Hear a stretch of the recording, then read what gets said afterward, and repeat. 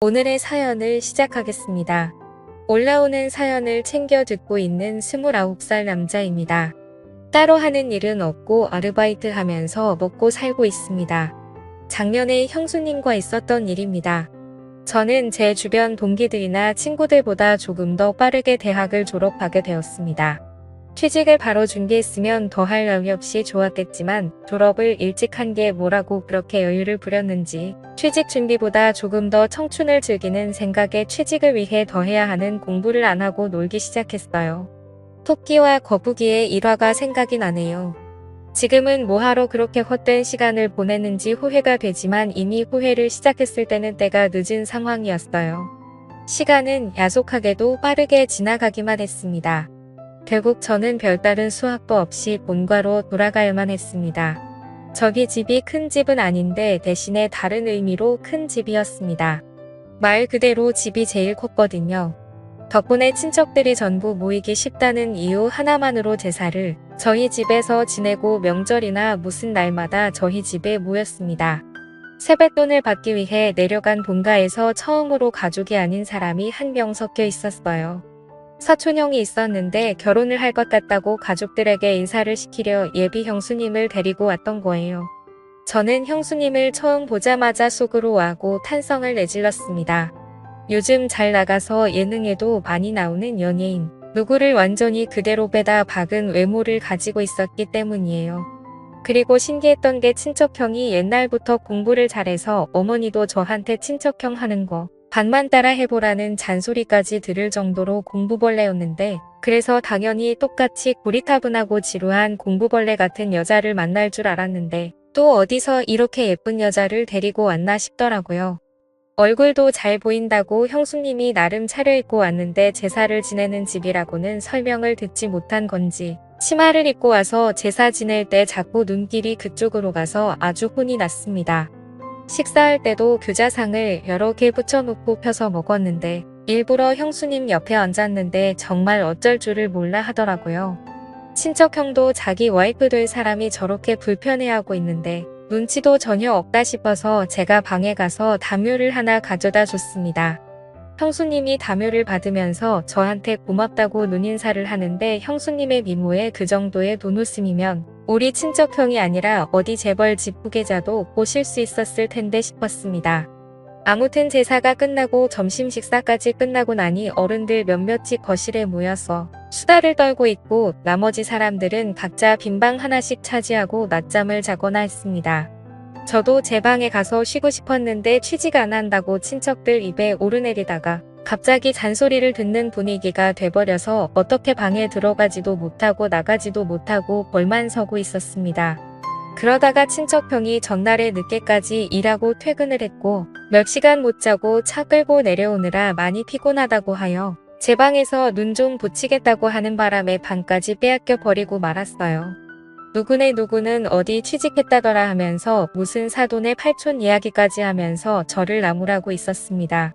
일찍 눈치채고 방에 들어가지를 못해서 괜히 화제의 주인공이 되어버렸고 요즘은 뭐가 비전이 좋다더라 월급을 잘 받는다더라 이런 이야기를 들으면서 혼나고 있었습니다. 현수도 당하고 비교까지 당하니까 솔직히 자존심도 많이 상하고 내가 왜 이러고 있나 싶었는데 저희 친누나가 마침 친구 좀 만나고 오겠다고 밖으로 나가다가 갑자기 저를 향한 화살이 누나한테 향하게 된 것이었습니다. 명절날에 어딜 쏘다니냐 하면서 여자가 그렇게 밖으로 돌면 시집을 못 간다나 하면서 저 대신에 누나가 붙잡혀서 잔소리를 다 받아내기 시작한 거예요. 저는 그 틈을 타서 그 자리에서 빠져나올 수 있었습니다. 괜히 제 방에서 자고 있는 친척형을 깨우는 게 아닌가 싶어서 마침 붙잡혀 버린 누나 방에서 쉬면 되겠다 싶어서 거실에 있는 어른들한테 최대한 들키지 않도록 살금살금 누나 방으로 향했습니다. 시선은 친척 어른들을 향해 있었고 최대한 살살 문을 열고 들어갔는데 방에 들어가 방문을 닫았을 때 저는 얼음처럼 굳어버리고 말았습니다. 방 안에는 예비 형수님이 계셨고 마침 형수님은 누나가 빌려준 편한 옷으로 갈아입고 있던 와중이었던 거예요. 형수님들이 계시니 괜한 일을 만들까봐 형수님은 제가 들어오는 걸 보고도 놀라서 있을 뿐 소리도 지르지 못하는 상황이었던 거였습니다. 그런데 저도 그 순간에는 당황해서 어떻게 할 수가 없더라고요. 밖으로 나가면 나가는 대로 다시 친척들한테 잡힐 것 같고 그러다가 친척 어른들 앞에 형수님의 이런 꼴을 다 보여주겠다는 생각이 들었어요. 그래서 작은 소리로 연신 사과를 한 뒤에 고개를 반대쪽으로 돌려버렸습니다.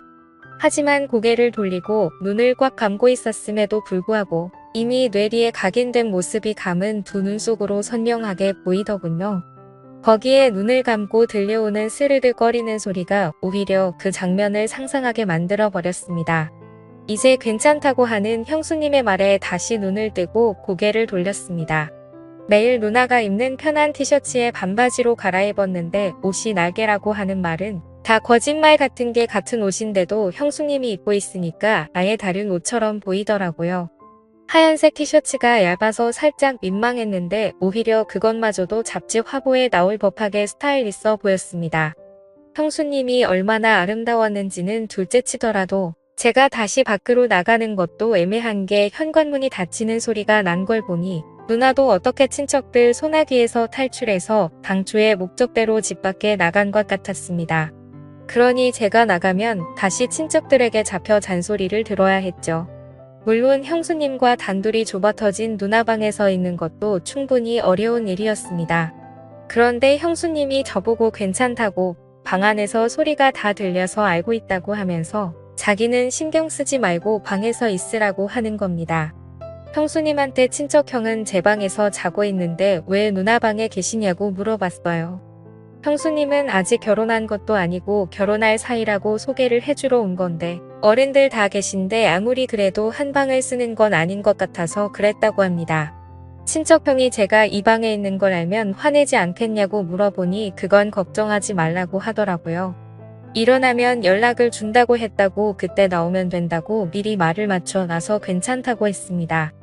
형수님도 가만 보니 먼 길 오느라 많이 피곤해 보였고 편한 옷으로 갈아입은 게 낮잠을 좀 자려고 했던 것 같아서 누나의 침대를 양보했습니다. 저는 바닥에 누워도 된다고 하고 바닥으로 먼저 누워버렸어요. 핸드폰으로 뭐 드라마나 영화 같은 걸 보려고 했는데 도무지 집중이 안 되더라고요. 형수님은 피곤했는지 금방 잠이 들었고 새근새근 숨쉬는 소리가 들리니 그 소리가 너무 신경이 쓰였나 봐요. 예쁜 사람은 잘 때 어떤 모습으로 자는지 궁금해서 살짝 고개를 들어서 형수님을 쳐다봤는데 저를 의식한 건지 제가 있는 방향으로 등을 돌린 채 자고 있었습니다.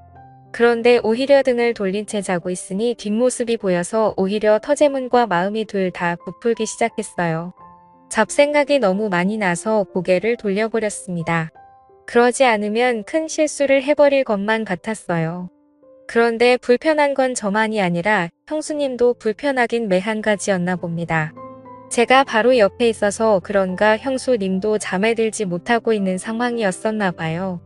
이번엔 제가 형수님이 있는 반대쪽으로 등을 돌리고 누워 있어서 형수님이 일어나 있는지 몰랐는데 형수님이 언젠가부터 제 쪽으로 방향을 틀어서 제가 뭘 하고 있는지 봤는가 봐요. 저는 핸드폰을 만지작대면서 영화 하나를 보려고 준비를 하고 있었는데 형수님이 제가 보는 영화를 보고는 그 영화 자기가 좋아하는 영화라면서 아는 척을 하면서 먼저 말을 걸어왔습니다. 피곤하신데 안 주무시냐 물었더니 괜히 저를 배려해준다고 저 때문에 못 자겠다고는 말을 하지 않았고 그냥 서울로 다시 올라가는 길에 차 안에서 자면 될 것 같다고 하면서 아무리 그래도 어른들이 다 계시고 그런데 편하게 잠들 수 없을 것 같다고 말을 하더라고요. 그 말에도 제가 불편할까 봐 헤아려 주는 걸 보니 형수님은 참 얼굴도 어쩜 그리 예쁜데 마음씨까지 고운지 여태껏 자라오면서 성적도 항상 좋고 좋은 대학 졸업해서 좋은 회사에 취직한 친척형이었지만 한 번도 부러워해 본 적이 없는데 형수님 같은 여자와 결혼을 하게 된다는 걸 생각하니 처음으로 질투가 다 나더라고요.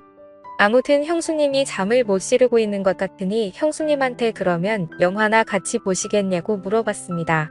누나 방에 컴퓨터가 한 대 있는데 핸드폰을 거기에 연결하면 그나마 조금 큰 화면으로 같이 볼 수 있겠다 싶었거든요. 형수님도 흔쾌히 그러겠다고 했고요. 그렇게 주섬주섬 영화를 보기 위해 세팅을 하고 있는데 앞불사 가장 중요한 게 없더군요. 핸드폰과 모니터를 연결시켜주는 케이블이 제 방에 있다는 걸 깜빡해버린 거예요. 자신있게 영화를 보자고 했는데 가장 중요한 게 없어서 난감해져 버렸습니다. 형수님한테 죄송하다고 케이블이 없어서 영화를 같이 못 보겠다고 말을 하는데 형수님이 케이블 이거 말하는 거냐고 하면서 형수님의 가방에서 제가 필요한 케이블을 딱 꺼내더군요. 구멍에 맞는가 꽂아봤더니 딱 제가 찾는 그 케이블이었습니다. 이런 걸 왜 가지고 다니시냐 물었더니 오늘 내려오는 길에 차 안에서 자기도 영화 한 편 보고 싶어서 가지고 왔다고 하는 거예요. 어떻게 우연히 겹쳐서 다행스럽게 제 핸드폰을 연결해서 형수님과 영화 한 편을 보기 시작했습니다. 형수님은 침대에 누워서 보고 있었고 저는 바닥에 누워서 보고 있었어요. 영화를 보는데 바닥에 누워서 책상 위에 있는 화면을 보려고 하니 몸이 많이 베기더라고요. 그래서 이리 돌아 누웠다 저리 돌아 누웠다 하며 편한 자세를 찾고 있는데 형수님이 그걸 보더니 미안했나 봅니다. 괜찮으니까 옆에 와서 침대에 누워서 보라고 하시더라고요. 그래도 제가 어찌 형수님 옆에 누워 있겠느냐 하니까 형수님이 그러면 자기가 바닥에 누워서 볼 테니 저보고 침대에 올라오라는 겁니다. 그런데 또 그건 그거대로 못할 짓이더라고요. 그래서 하는 수 없이 형수님 옆에 자리를 깔고 누웠습니다. 누나 혼자 쓰는 방이다 보니 침대가 그렇게 큰 편이 아니라서 최대한 멀리 떨어져서 누우려고 했는데도 엄청 가깝게 느껴졌어요. 형수님이 뒤척일 때마다 형수님의 오른쪽 팔과 제 왼쪽 팔이 닿았는데 참 그렇더군요. 가까이 몸을 맞대고 누워있으니 향긋한 향수 냄새도 살짝 올라오고 뭔가 이상한 생각이 자꾸 들어서 저는 하는 수 없이 이불을 덮어서 몸을 가려야만 했습니다. 형수님도 참 과감한 게 아무리 제가 형의 동생이라도 그렇지 너무 저를 동생 취급을 하는 게 아닌가 싶었어요. 저도 취직만 안 했다 뿐이지 곧 30을 바라보는 남자인데 말입니다. 영화가 생각보다 연인 사이가 아닌 남녀가 같이 보기에는 조금 그런 장면들이 많이 나오더군요. 소리를 작게 해놔서 망정이지 밖에까지 들렸으면 오히려 제가 형수님이랑 뭐라도 하는 줄 오해받기 딱 좋은 장면이 나오는 겁니다. 아무리 형수님이 대범해도 그렇지 그 장면이 나올 때만큼은 고개를 돌리고 있더라고요. 장면은 끝날 생각은 안 하고 소리는 더욱더 대담해지는 것 같아서 제가 냉큼 일어나 영화를 꺼버렸습니다. 그리고 저도 모르게 형수님한테 아까부터 계속 미안하다고 사과를 했어요.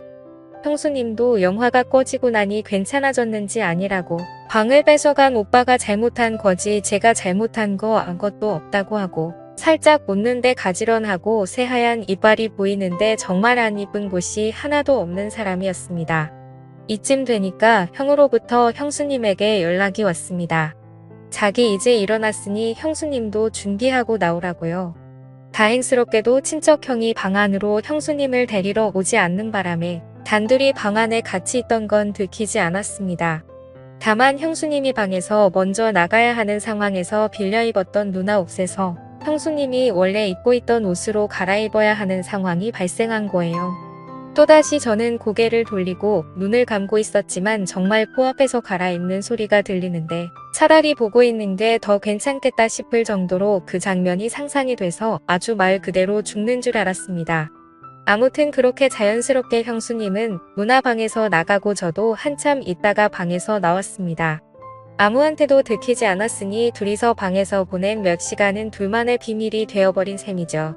그 덕분에 형수님하고 저녁 식사하면서 대화도 많이 나누고 친해져서 서로 전화번호도 교환하게 되었습니다.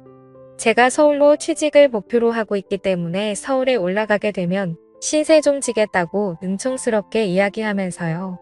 형수님도 언제든지 도와줄 테니 부담 갖지 말라고 하면서 하루빨리 서울로 올라오라고 하더라고요.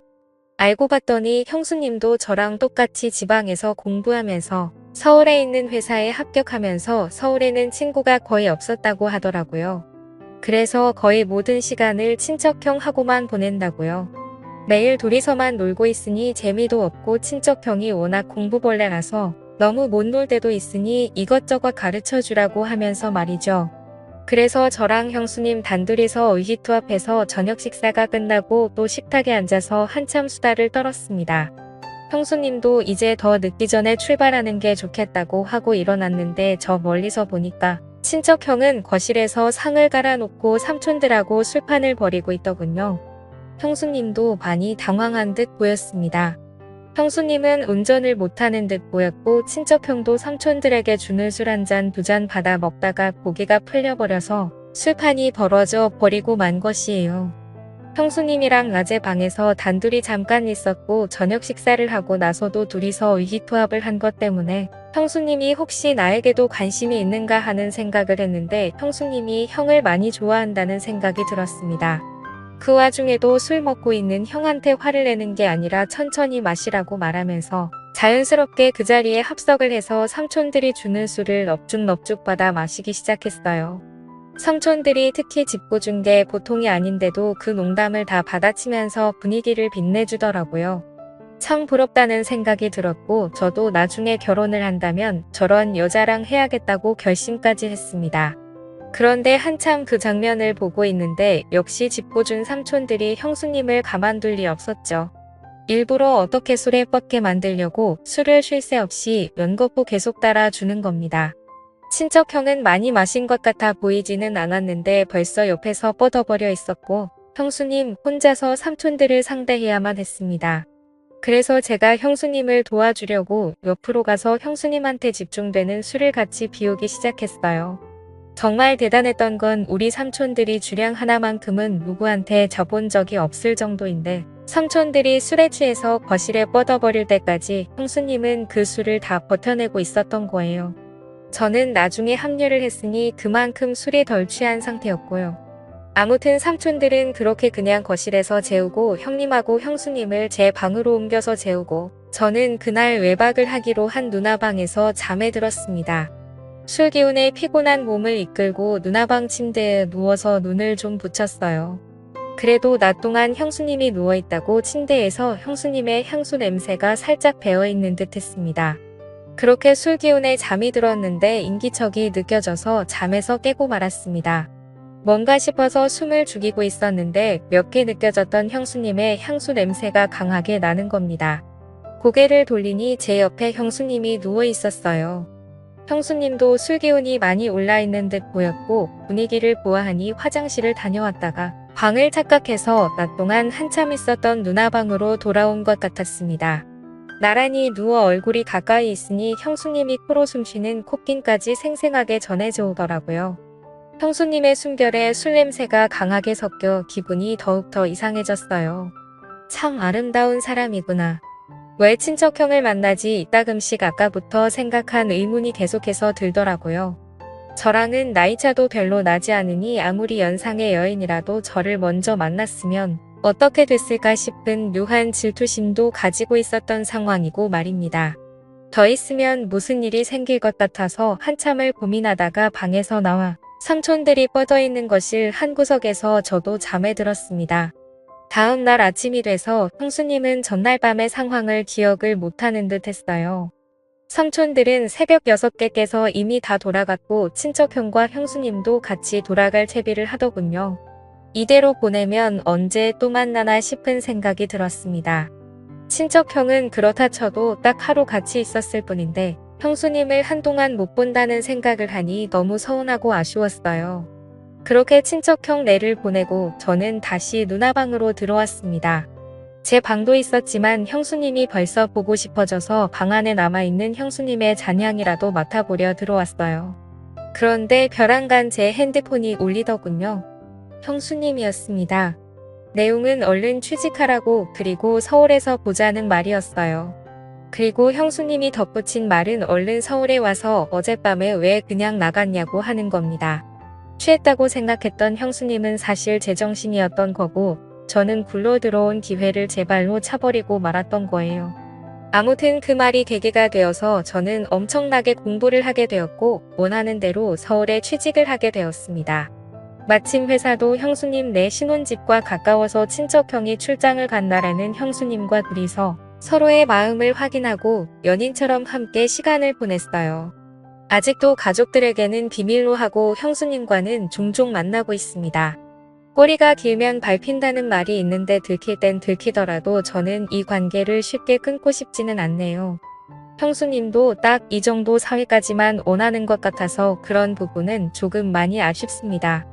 형수님이 언제든 저를 선택할 결심이 서면 저는 그때는 제 모든 걸 걸어서라도 형수님을 행복하게 해주려고 하는 생각입니다. 지금까지 제 사연을 들어주셔서 감사드립니다. 구독과 좋아요 부탁드려요. 감사합니다.